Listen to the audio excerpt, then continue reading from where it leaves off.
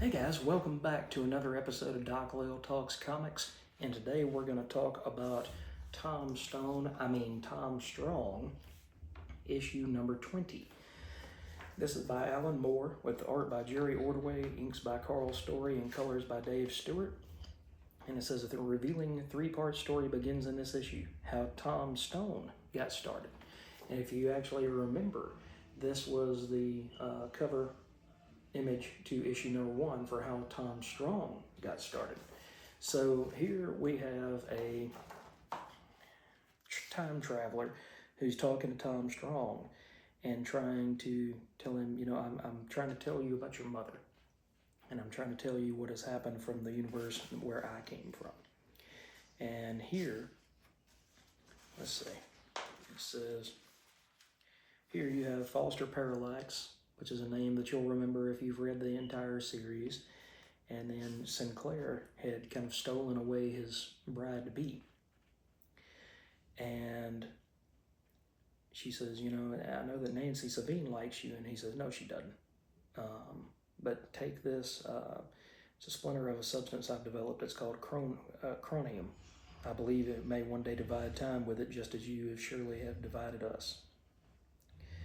So you get to see Susan, his former lover, get on this boat, and Sinclair is actually killed when the boat gets caught in a storm because they left 2 minutes later than the timeline where Tom Strong is alive. So they got caught up on this island, and it was Thomas who was the first mate of the ship, and Susan, and they're the only two that are alive. And so they bury Sinclair, and they begin to live with one another. And you get to see bits and pieces. You get to see Newman's hat, and then his helmet, his face, because Thomas says, your husband's things, though I can't find any sense in them. And so eventually she says, I think we'd both be cold if we slept alone.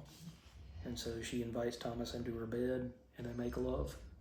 And then she gives this bouncing baby boy who starts to grow quickly and become very strong. And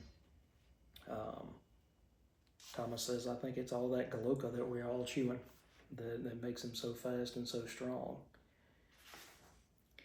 And they eventually, you see him grow to be a man, and this is Tom Stone instead of Tom Strong.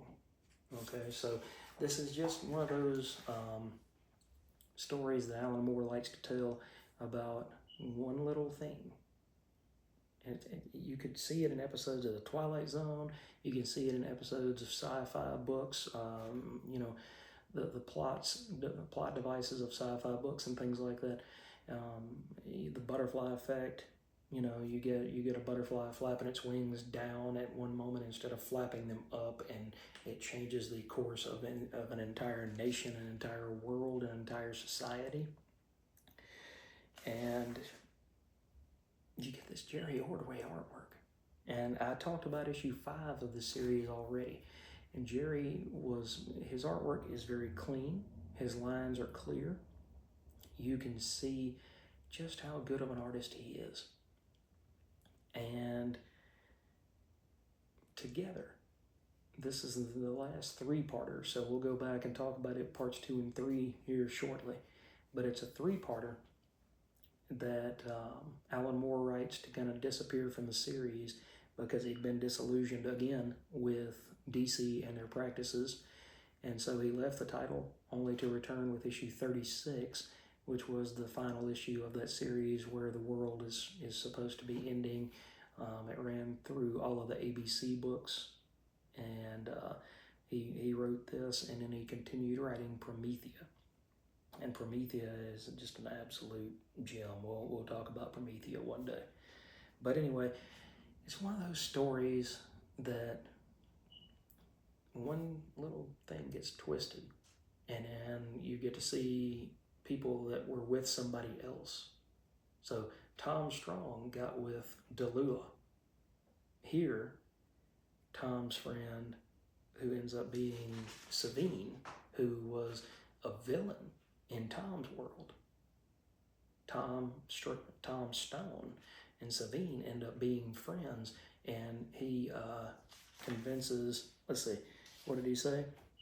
He said, if Millennium City won't notice my good works, my bad ones might get their attention. And so he says, why don't you join me, Tom? Together we'd be unstoppable. And Tom says, no, my mother and father didn't raise me to prey on people. I do agree we'd be unstoppable, but why not get folks' attention as an unstoppable force for good? And Savine says, but I've just discovered liquid phlogiston. If we threatened to burn down the city with it, they'd pay us thousands. He said, yeah, but if you offered it to the city as a cheap heating source, then they'd pay you millions. So you get bad guys being inverted to good guys. You get a different version of Tom Strong, who's Tom Stone. You get all of this interesting stuff. And then eventually you get the wedding of Great Aunt Garble and Tom Stone, and then you get the Savines put together, which is Delua and Paul Savine. And so for somebody who has read the whole series like me, it's a wonderful thing, because you're taking the richness of the stories that Alan had written before, and you're turning them into something completely different. You're, like I said, you're taking a Twilight Zone twist or a Butterfly Effect twist or something along those lines, and creating something massive and beautiful out of something that was already gorgeous. So if you haven't read this book, I would say you can probably pick it up for somewhat cheap. Most of these ABC books are relatively cheap now, since Alan Moore's been out of the writing cycles of comics for a while. But just because these books are cheap does not mean that they are cheaply made, they are cheaply written, they are cheaply illustrated. Instead, they were, at the time, some of America's best comics.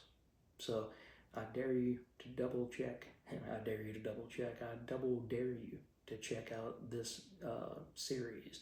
Of course, start with issue 1, so that when you get to issue 20, like me, then you can have this fully enriched, and you're wait a minute, something, this was on the left hand and now it's on the right hand kind of situation.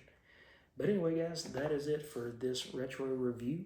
I hope you've enjoyed it. Make sure to hit that like and subscribe, and I'll catch you in the next video.